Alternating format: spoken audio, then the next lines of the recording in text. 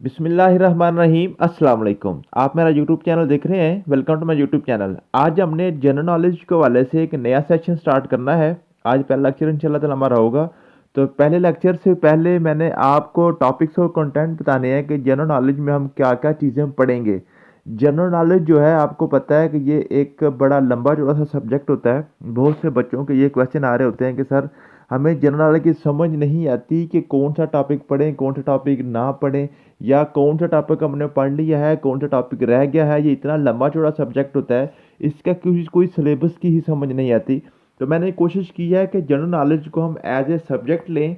General knowledge के सिर्फ आपको 8 से 10 क्वेश्चन आने होते हैं हर पेपर में। हर एक पेपर में आपका जीके शामिल होता है। तो जीके को हम एज ए सब्जेक्ट पढ़ने की कोशिश करेंगे, उसको टॉपिक वाइज पढ़ने की कोशिश करेंगे, ताकि आपको पता रहे कि कौन सा टॉपिक आपने पढ़ लिया हुआ है, कौन सा टॉपिक अभी आपका रहता है। तो मैंने उसको 4 टॉपिक्स में जो है ना इसको तकसीम करने की कोशिश की है। सबसे पहला है स्काई। स्काई के वाला टॉपिक आज हम इंशाल्लाह ताला इसी लेक्चर में सारा कंप्लीट इसको हम पढ़ेंगे। आज मैंने इसको ये जो आपका पीडीएफ नोट्स हैं ये मैंने आपके व्हाट्सएप ग्रुप में शेयर कर दिए हुए हैं, आपने इसको देख लिया होगा। और आज हम इसको पढ़ेंगे भी सारा। दूसरा हमने टॉपिक है वो स्पेस का रखा है, उसमें एनवायरनमेंट है, एटमॉस्फेयर है, एयर है, जनरल गैस इक्वेशन है। और नंबर 3 पे हमने पढ़ना है इंशाल्लाह अर्थ। अर्थ के वजह से हम वाटर रिसोर्सेज पढ़ेंगे, कॉन्टिनेंट एंड कंट्रीज पढ़ेंगे, कैपिटल्स एंड करेंसीज पढ़ेंगे, important wars and treaties, international organisation.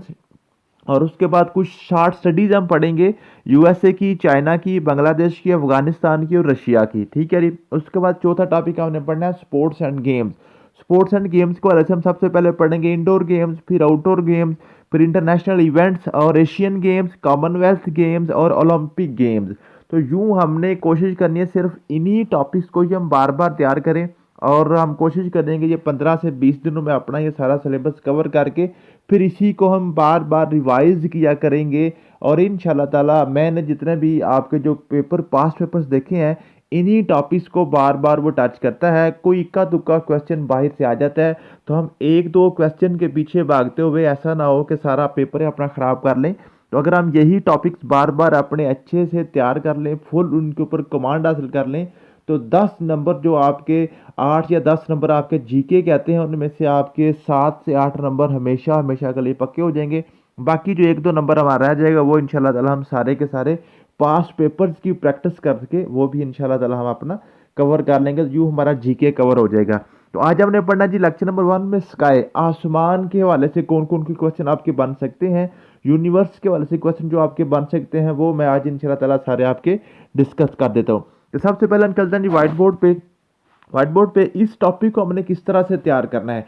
इस टॉपिक को हम जो है ना जी एक तरतीब के साथ तैयार करने की कोशिश करेंगे। सबसे पहले हमने बात करनी है जी 1949 में। 1949 में जनाब एक ब्रिटिश एस्ट्रोनॉमिस्ट था। एक ब्रिटिश एस्ट्रोनॉमिस्ट है जनाब, उसका नाम था Fred Hoyle. Fred Hoyle, Fred Hoyle, FRED, Fred Hoyle. ठीक है। इसने जनाब एक थ्योरी पेश की थी जिसका नाम था बिग बैंग थ्योरी। इसने कहा था एक मैसिव ब्लास्ट हुआ था जनाब 13.8 बिलियन ईयर्स अगो। 13.8 बिलियन साल पहले एक मैसिव ब्लास्ट हुआ था। उस ब्लास्ट का उसने नाम रखा था big bang. Big bang, big bang. ठीक है जी। ये जो आपका एक ब्रिटिश एस्ट्रोनॉमिस्ट फ्रेड हायल, उसने जनाब एक रेडियो ट्रांसमिशन में 1949 में जनाब ये बात कही थी। उसने ये थ्योरी पेश की थी, उसका नाम था बिग बैंग थ्योरी। यहाँ से बात स्टार्ट होती है। ठीक है जी। उसने कहा ये जनाब बिग बैंग जो है ना, ये जो बिग बैंग, ये बड़ा धमाका हुआ है, जो ब्लास्ट हुआ है, उस ब्लास्ट के नतीजे में ये यूनिवर्स बन गई थी, ये कायनात बन गई थी। ठीक है जी। अब अब ये जो यूनिवर्स है, यूनिवर्स जनाब कहता है जी ये इसके अंदर बहुत सी गैलेक्सीज पाई जाती हैं। सबसे पहले जी यूनिवर्स हमने पढ़ लिया, उसके बाद कहते हैं इसके अंदर बहुत सी गैलेक्सीज पाई जाती हैं, गैलेक्सीज। ठीक है जी। और जो हमारी गैलेक्सी है ना, जो हमारी जिस गैलेक्सी के अंदर हमारी ज़मीन है, जिस गैलेक्सी के अंदर हमारी ज़मीन जनाब पाई जाती है, उस गैलेक्सी का नाम है मिल्की वे गैलेक्सी। मिल्की वे गैलेक्सी, मिल्की वे गैलेक्सी। ठीक है। ये आपने याद कर लेना है कि जो अर्थ है, जो ज़मीन है, किस गैलेक्सी में पाई जाती है, वो है जी मिल्की वे गैलेक्सी। समझ आ गई है जी। उसके बाद ये जो हमारा सोलर सिस्टम है, ये जो हमारा सोलर सिस्टम है ये मिल्की वे गैलेक्सी में पाया जाता है। और ये जो हमारा सोलर सिस्टम है, ये जो हमारा सोलर सिस्टम है जहाँ पे हम रह रहे हैं, इसके अंदर जनाब आपने जो चीज़ें याद करनी है वो आपने चार पांच चीज़ें सिर्फ याद कर लेनी है। सबसे पहली चीज़ आपने याद करनी है स्टार। स्टार इसके अंदर जो सोलर सिस्टम के अंदर पाए जाते हैं वो आपके पास स्टार हैं। उसके बाद आपके पास जनाब प्लैनेट्स हैं, प्लैनेट्स। उसके बाद आपके पास हैं जी मून या सैटेलाइट उसको कहते हैं, ठीक है जी, मून, मून या आप उसको सैटेलाइट पढ़ लें, ठीक है। और उसके बाद आपने याद करने हैं एस्ट्रॉइड्स, एस्टेरॉइड्स, एस्टेरॉइड्स, ठीक है जी, एस्ट्रॉइड। ये चार चीज़ें आपने याद करनी है। इन्हीं चार चीज़ों को जब आप पढ़ लेंगे तो इंशाल्लाह ताला आपका स्काई के हवाले से, एस्ट्रोनॉमी के हवाले से जो आपके क्वेश्चन बनते हैं वो आपके इंशाल्लाह ताला हमेशा हमेशा के लिए क्लियर हो जाएंगे। एस्ट्रोनॉमी के हवाले से जो आपका एक जो ना ये क्वेश्चन बनता है, ये जो आम जो जीके क्वेश्चन बनता है, father of astronomy, father of astronomy, father of astronomy किसको कहते हैं, ठीक है जी, फादर ऑफ एस्ट्रोनॉमी कहते हैं। और एक कहता है जी father of modern astronomy, father of modern astronomy, ठीक है जी। जो फादर ऑफ एस्ट्रोनॉमी है, जो फादर ऑफ वो कॉपरनिकस, कॉपरनिकस, कॉपरनिकस, वो कहते हैं जी कॉपरनिकस को, कॉपरनिकस, NICUS, कॉपरनिकस। और जो फादर ऑफ मॉडर्न एस्ट्रोनॉमी है उसको कहते हैं गलेलियो को, गलेलियो, गलेलियो। ये दो आपने नाम याद कर लेने हैं, ठीक है जी। फादर ऑफ एस्ट्रोनॉमी आपका कॉपरनिकस, और जो आपका फादर ऑफ मॉडर्न एस्ट्रोनॉमी है वो आपका कौन सा जी, वो है जी आपका गलेलियो, ठीक होगा जी, समझ आ गई है। उसके बाद चलते हैं जी अपने टॉपिक की तरफ। टॉपिक में क्या हम क्या पढ़ रहे हैं कि हमने पढ़ लिया जी स्टार, प्लैनेट्स, मून और आपने पढ़ने हैं जी एस्ट्रॉइड्स, ठीक है। अब स्टार के वजह से आपने कौन सी बातें याद करनी है, पांच छह बातें सिर्फ आपने स्टार के वजह से याद करनी है। स्टार की जनाब अपनी लाइट होती है, अपनी रोशनी होती है, इसकी अपनी लाइट होती है, ठीक है जी, समझ आ गई है। ऐसा जो है ना पार्टिकल सोलर सिस्टम का वो हिस्सा जिसकी अपनी रोशनी होती है वो आपका स्टार है। वो स्टार का सबसे पहले जो इसकी जो एग्जांपल है वो सन है, सन, सन, सूरज, सूरज, ठीक है जी। जो सूरज है इसकी जनाब जो उम्र है 4.6 बिलियन ईयर है, 4.6 बिलियन ईयर सूरज की जनाब इसकी उम्र है। और जो सूरज है इसके अंदर 70% हाइड्रोजन है और 27% इसकी जनाब हीलियम है। ये अपने बात याद कर लेनी है, 70% हाइड्रोजन है और 27% हीलियम है। हाइड्रोजन और हीलियम के अंदर जनाब दोनों आपस में फ्यूजन रिएक्शन कर रही हैं, फ्यूजन, फ्यूजन, फिशन और फ्यूजन रिएक्शन जो है ये मैंने दोनों रिएक्शंस को बड़ी डिटेल के साथ अपने नोट्सों में लिखा हुआ है। आप इसको पढ़ेंगे तो इंशाल्लाह ताला आपको आसानी से समझ आ जाएगी फ्यूजन और फिशन रिएक्शन, ठीक है जी। ये मैं आपको रिज्यूम करके दिखा दूँ, ठीक है जी। फिशन रिएक्शन वो है जिसमें बड़ा पार्टिकल छोटे छोटे पार्टिकल्स में टूटता है, बड़े से छोटे छोटे पार्टिकल्स बनते हैं और इससे लाइट और हीट जो है ना वो पैदा होती है। और फ्यूजन रिएक्शन कौन सा होता है, फ्यूजन रिएक्शन वो होता है जो फ्यूज किए जाते हैं, दो पार्टिकल आपस में मिलते हैं, दो छोटे पार्टिकल मिलकर एक बड़ा पार्टिकल बनाते हैं और उसके नतीजे में भी जनाब रोशनी और हीट यानी कि जो है आपके पास हरारत है, जो हीट है वो पैदा होती है, ठीक है जी। ये फ्यूजन और फिशन में आपने अच्छे तरीके से फ़र्क वाज़ह कर लेना है। तो सूरज में जो रिएक्शन हो रहा है वो फ्यूजन रिएक्शन हो रहा है, फ्यूजन, ठीक है जी। फ्यूजन रिएक्शन होता है हाइड्रोजन और हीलियम के दरमियान। तो यूं सूरज जनाब अपनी रोशनी उसकी पैदा होती है, कैसे पैदा होती है, फ्यूजन रिएक्शन से होती है। और फ्यूजन रिएक्शन किसके के दरमियान हो रहा है, हाइड्रोजन और हीलियम के दरमियान, ठीक है जी, समझ आ गई है। और जब इसमें रोशनी पैदा होती है और इसमें हीट पैदा होती है तो सूरज की जो इनसाइड हीट है, इनसाइड जो इसका टेम्परेचर है वो 15 से 20 मिलियन डिग्री सेंटीग्रेड है, 15 से 20 मिलियन डिग्री सेंटीग्रेड है सूरज के अंदर। और सूरज के बाहर जो है वो 600 डिग्री सेंटीग्रेड है, 600 डिग्री सेंटीग्रेड सूरज के जनाब बाहर जो है उसका आउटर टेम्परेचर क्या 600 डिग्री सेंटीग्रेड है। और सूरज की जो रोशनी है वो ज़मीन तक पहुंचने में 499 सेकंड का जनाब टाइम लेती है, जो सूरज की रोशनी ज़मीन तक पहुंचती है, 499 सेकंड। अब आप इसको मिनट में तक आप तब्दील करना चाहें तो उसको 60 पे तकसीम कर ले, आपको मिनट भी पता चल जाएगा कितने मिनट्स में ये पहुंच रही है। अगर सेकंड पूछ ले सेकंड बता दें, मिनट्स पूछ ले मिनट्स बता दें। तो सिर्फ आपने जो स्टार के वाले से बातें याद करनी है, स्टार की अपनी रोशनी होती है, सन भी एक स्टार है, 4.6 बिलियन जनाब इसकी जो है ना जो उम्र है। ईयर 70% इसमें हाइड्रोजन है, 27% इसमें हीलियम है, फ्यूजन इसमें रिएक्शन होता है। 15 से 20 डिग्री सेंटीग्रेड जनाब जो है इसकी जो है वो इसका इनर टेम्परेचर है। 600 डिग्री सेंटीग्रेड इसका आउटर टेम्परेचर है। 499 सेकंड इसकी टाइम लेती है रोशनी ज़मीन तक पहुंचने हुए। ठीक है, ये आपने बातें याद करनी स्टार के हवाले से। उसके बाद आपने बात याद करनी है प्लैनेट्स के हवाले से। प्लैनेट्स क्या होते हैं? प्लैनेट्स के पास अपनी रोशनी नहीं होती, नो लाइट, इनकी अपनी रोशनी नहीं होती। ये रोशनी कहाँ से लेते हैं? ये सन से लेते हैं, सन से, सूरज से रोशनी लेते हैं। कैसे लेते हैं? सूरज के गिर्द जनाब ये रिवाल्व करते हैं, रिवाल्व करते हैं, घूमते हैं सूरज के गिर्द। ठीक है जी, कैसे घूमते हैं? अपने अपने ऑर्बिट में घूमते हैं, अपने अपने ऑर्बिट में घूमते हैं। ऑर्बिटल मोशन होती है, ऑर्बिटल मूवमेंट होती है प्लैनेट्स की। ठीक है जी, प्लैनेट्स की सूरज के गिर्द घूमते हैं। ठीक है जी, अपने अपने ऑर्बिट में घूमते हैं, सूरज से रोशनी लेते हैं, अपनी खुद की इनकी रोशनी नहीं होती। ठीक है जी, ये बातें आपने याद कर ली। उसके बाद आपने याद करना है कि जो हमारा सोलर सिस्टम है उसके अंदर 8 प्लैनेट है, 8 प्लैनेट है।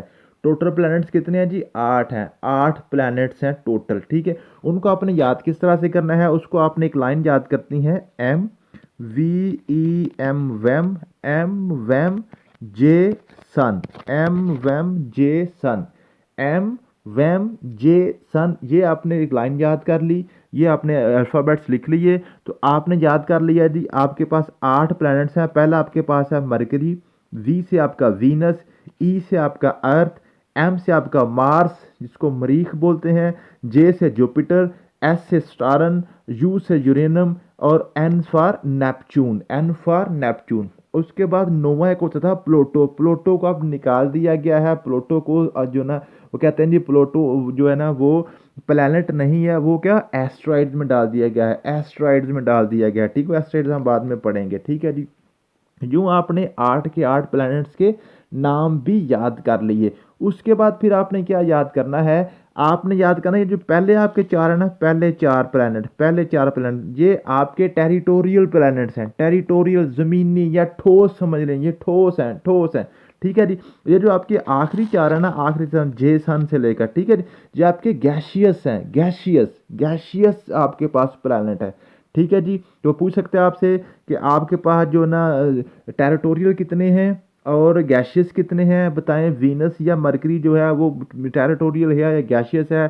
सुनाए। जुपिटर बताएं, यूरेनियम बताएं, नेपच्यून बताएं, टेरिटोरियल है या गैशियस है? यूँ आपने क्या करना है, इसको एक पूरे टॉपिक की तरह इनको याद करेंगे तो आपको पीपीएससी, एफपीएससी में वो जिस मर्जी एंगल से क्वेश्चन पूछे तो आपका क्वेश्चन ये क्लियर होना चाहिए साथ साथ। ठीक है जी, समझ आ गई है? उसके बाद फिर आपने क्या याद करना है? उसके बाद आपने याद करना है कि ये जो आपके पास प्लैनेट है ना, इनकी साइज, इसका साइज आपने याद करना है। सबसे बड़ा कौन सा है, सबसे छोटा कौन सा है, दूसरे नंबर पे कौन सा है, चौथे नंबर पे कौन सा है? तो आपने याद कर लिया जी। ये जो आपकी दूसरी है ना, जो आपके पास दूसरी तरतीब है, जो आपके पास गैसियस प्लैनेट्स है, वहां से आपने स्टार्ट करना है। 1 2 3 4, ये आपने बिल्कुल सीधी लाइन में अपने गिनती लिख दी। जो सबसे बड़ा है आपका जो प्लैनेट है, जो सबसे बड़ा साइज के हिसाब से वो आपका जुपिटर है। उसके बाद आपके पास है स्टारन है, उसके बाद आपके पास है यूरेनियम है, उसके बाद आपके पास नेपच्यून है, चौथे नंबर पे नेपच्यून है। उसके बाद फिर इधर आपने आना है, दरमियान में शुरू करना है अर्थ से। अर्थ आपका 5वें नंबर पे है, वीनस आपका 6ठे नंबर पे है। फिर आप इधर चले जाएं, मार्स आपका 7वें नंबर पे है। और सबसे पहला जो मरकरी आपने लिखा है वो सबसे छोटा है, वो सबसे छोटा है। जो सबसे पहले आपने लिखा है वो सबसे छोटा है। ठीक है जी, तो यूँ आपसे वो पूछ सकता है, बताएं जी सबसे बड़ा प्लैनेट कौन सा है? साइज के एतबार से जुपिटर है। सबसे छोटा कौन सा है? वो जनाब आपके पास मरकरी है। बताएं जी जो सेकंड लास्ट या सेकंड लार्जेस्ट कौन सा है? सेकंड लार्जेस्ट स्टारन है। बताएं अर्थ का कौन सा नंबर है? 5वां नंबर है। बताएं नेपच्यून का कौन सा नंबर है? चौथा नंबर है साइज के एतबार से। ठीक है जी, बताएं जी आपके पास स्टारन का कौन सा नंबर है साइज के एतबार से? दूसरा है। ठीक है, तो यूँ आपको साइज के एतबार से जिस मर्जी एंगल से वो क्वेश्चन पूछ ले तो आप वो क्वेश्चन का आंसर दे सकते हैं। तो यूँ आपने प्लैनेट्स को इस तरह से याद कर लेना है। ठीक है जी, अब आपने प्लैनेट्स के हवाले से कुछ और बातें जो याद करनी है प्लैनेट्स के हवाले से, वो आपने याद करनी है। ये आपके पास सूरज है, फॉर एग्जाम्पल ये आपके पास सूरज है जी। ठीक है, इसके गिर्द सारे प्लैनेट्स ने घूमना है। इसके गिर्द सारे प्लैनेट्स ने घूमना है। तो आपने फिर उसी तरह लिखना है एम, उसके बाद आपके पास है वेम, एम वेम जे सन, एम वेम जे सन। तो जो सूरज के सबसे करीब होगा ना वो है जो आपके पास मरकरी, जो सूरज के करीब है सबसे पास वो कौन सा है जी, मरकरी है। ठीक है जी, ये मरकरी सूरज के गिर्द इस मदार में घूमेगा। ये वीनस इस तरह चला जाएगा, ये अर्थ उससे उससे ऊपर ऊपर की तरफ अपना मदार पूरा कर लेगा ऐसे ऐसे करके। ठीक है जी, ये इसका ऐसे चला जाएगा, इसका ऐसे तरह इस ऑर्बिट बनेगा, इसका ऑर्बिट इस तरह से बनेगा। तो यहाँ से आपका क्वेश्चन क्लियर हो सकता है कौन सा, कि बताएं जी सूरज से फासले के एतबार से सबसे करीब कौन सा है, सबसे दूर कौन सा है जनाब, दूसरे नंबर पे कौन सा है, चौथे नंबर पे कौन सा है, फासले के एतबार से सूरज के हिसाब से।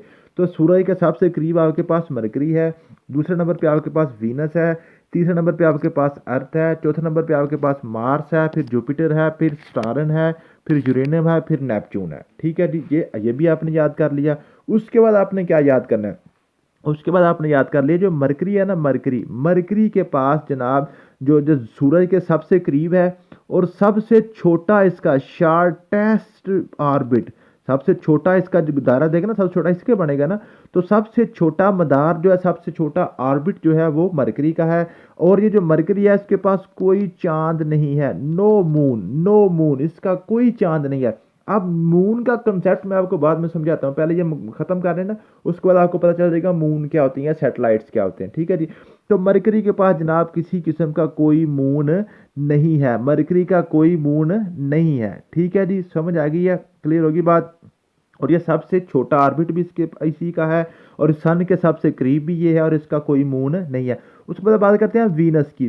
वीनस क्या है, वीनस जनाब ये वी से वेरी हार्ट, वी से वेरी हार्ट, सबसे हार्ट, ये सबसे हार्ट टेस्ट प्लैनेट भी ये है। इसके वाले से पूछ लेता है बताएं सबसे हार्टेस्ट प्लैनेट कौन सा है। ठीक है, सूरज से फासले के एतबार से दूसरे नंबर पे कौन सा है, वीनस है। अर्थ से पहले कौन सा आता है जनाब, वो वीनस आता है। ठीक है जी, वीनस के वाले से आज जी ये जो ना ये स्लोएस्ट भी है, स्लोएस्ट, हार्टेस्ट भी है और वेरी स्लो भी है, स्लोएस्ट भी है, मीन के सबसे आहिस्ता आहिस्ता ये जनाब घूमता है। जब आप ये आहिस्ता आहिस्ता घूमता है तो फिर क्या होगा जनाब, क्या होगा, इसका मतलब है इसमें डेज एंड नाइट्स भी सबसे बड़े होंगे, लॉन्गेस्ट डे होगा, लॉन्गेस्ट डे और नाइट भी वीनस के ऊपर ही होगा। ठीक है जी, वीनस के ऊपर सबसे लॉन्गेस्ट डे एंड नाइट भी वीनस के ऊपर ही होगा। ठीक है जी, और उसके बाद एक वीनस को हम कहते हैं जी, इसको हम कहते हैं जी, इसको कहते हैं जी twins of earth. Twins of earth mean के जो अर्थ है ना, अर्थ की जो रोटेशन है वो एंटी क्लॉकवाइज है और इसकी क्लॉकवाइज है, इस उसके उल्ट ये चलता है। ये जो ज़मीन है, ज़मीन ऊपर से नीचे से ऊपर को चलती है और ये ऊपर से नीचे की तरफ चलता है। ठीक है, ये उसके उल्ट चलता है, इसको हम कहते हैं ट्विन्स ऑफ अर्थ भी कहते हैं, ट्विन्स ऑफ अर्थ। और वीनस के वाले से एक मशहूर ज़माना क्वेश्चन पूछा जाता है पीपीएस में बार बार, इसको मॉर्निंग स्टार भी कहते हैं।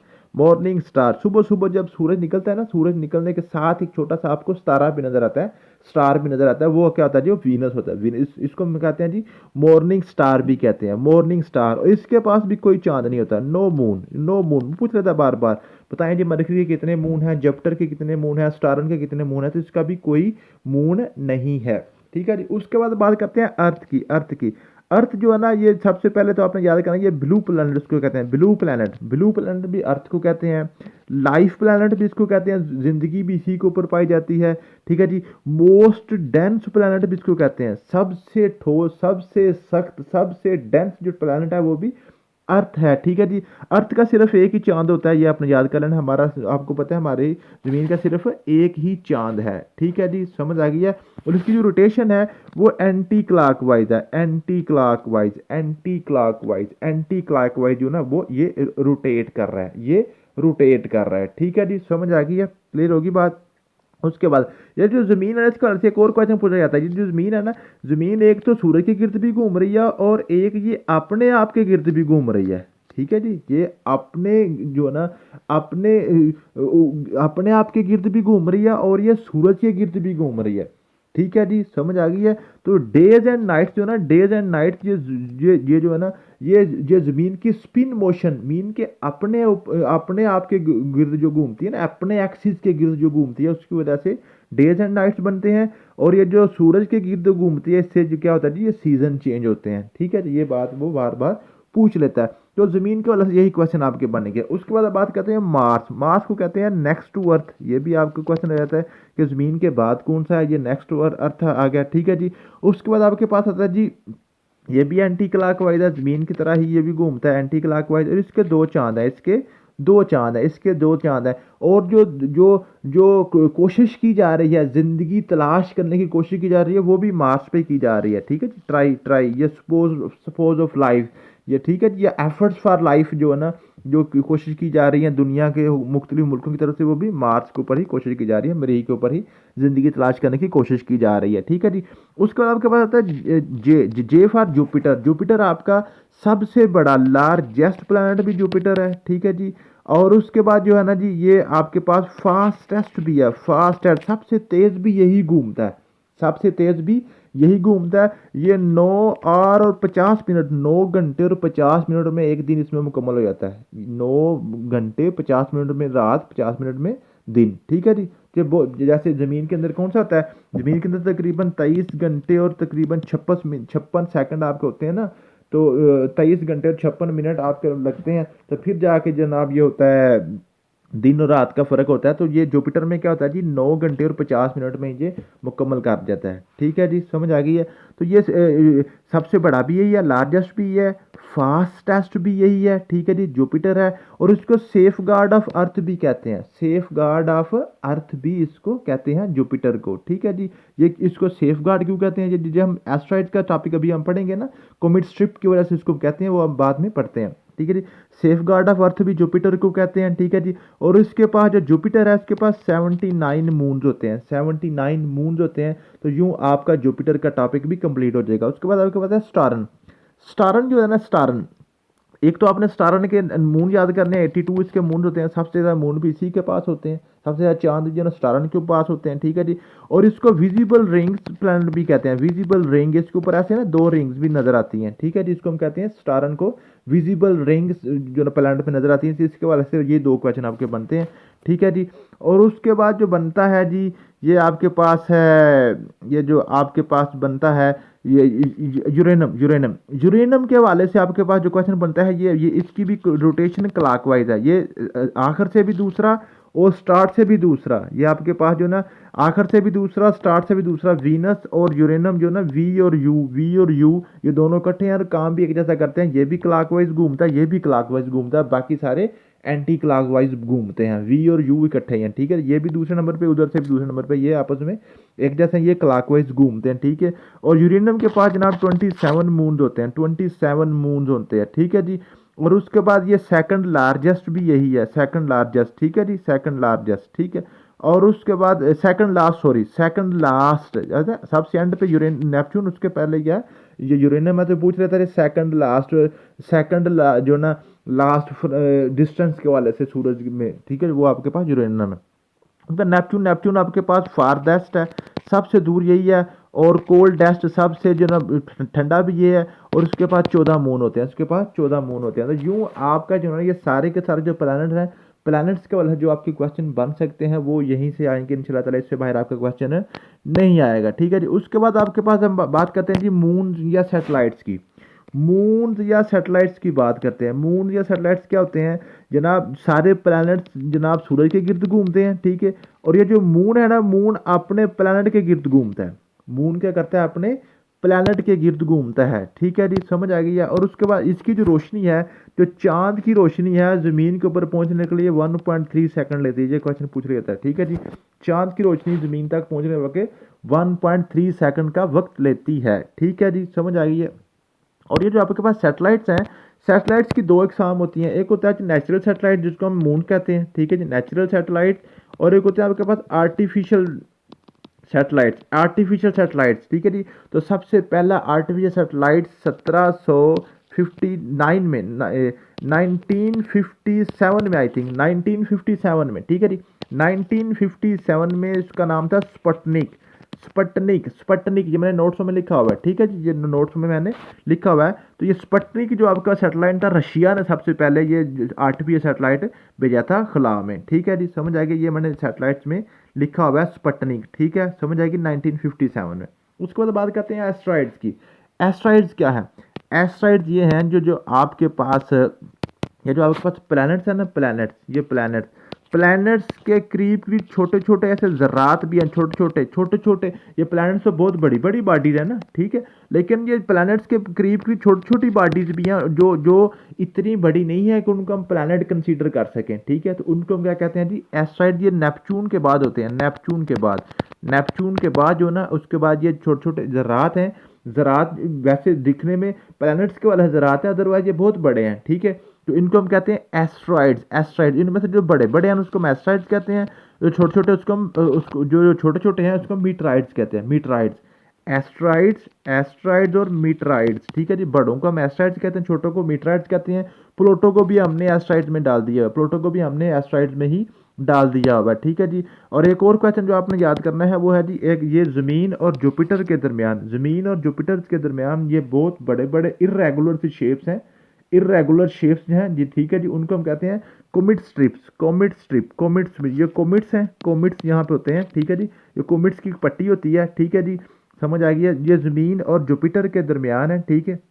ये जब गिरते हैं ना तो ये इनको क्या करता है जी, यहाँ पे नीचे आपकी ज़मीन होती है, यहाँ पे आगे आपका जुपिटर होता है, ठीक है। जब ये यहाँ पे गिरते हैं ना तो जुपिटर क्या करता है, इनको अपनी तरफ खींच लेता है, इनको अपनी तरफ खींच लेता है। जब खींचते हैं इनको अपनी तरफ खींच के रखता है। अगर ये जुपिटर इनको खींचना छोड़ दे तो ये सारे जो कॉमेट्स हैं ना, ये ज़मीन के ऊपर गिरेंगे और सारी ज़मीन को ख़त्म कर देंगे, तबाह कर देंगे। इसलिए हम जुपिटर को क्या कहते हैं? Safe guard of earth, safe guard of earth भी कहते हैं, ठीक है जी। तो ये कॉमेट्स हैं और एस्ट्रॉइड्स, मीटेरियड्स, यही आपके सारे के सारे क्वेश्चन बन सकते हैं। इसके बाहर इंशाल्लाह ताला आपका क्वेश्चन नहीं आएगा। तो यूँ आपका जो स्काई वाला जो टॉपिक आज का हमने पढ़ना था आपका मुकम्मल हो गया। इसको आप अच्छे तरीके से याद करें, इसको क्लियर करें। इंशाल्लाह ताला कल से हम नेक्स्ट टॉपिक पढ़ेंगे। तो यूँ आपका स्काई ख़त्म होगा, कल इंशाल्लाह ताला हम स्पेस को मुकम्मल करेंगे, ठीक है जी। और उसके बाद अर्थ के को 3 या 4 दिन लगेंगे, उसके बाद स्पोर्ट्स एंड गेम्स के ऊपर 3-4 दिन लगेंगे। तो यूँ हमारा जो जनरल वाला पोर्शन होगा ये इंशाल्लाह कंप्लीट हो जाएगा। थैंक यू सो मच, मिलते हैं नेक्स्ट वीडियो में। अल्लाह हाफिज़।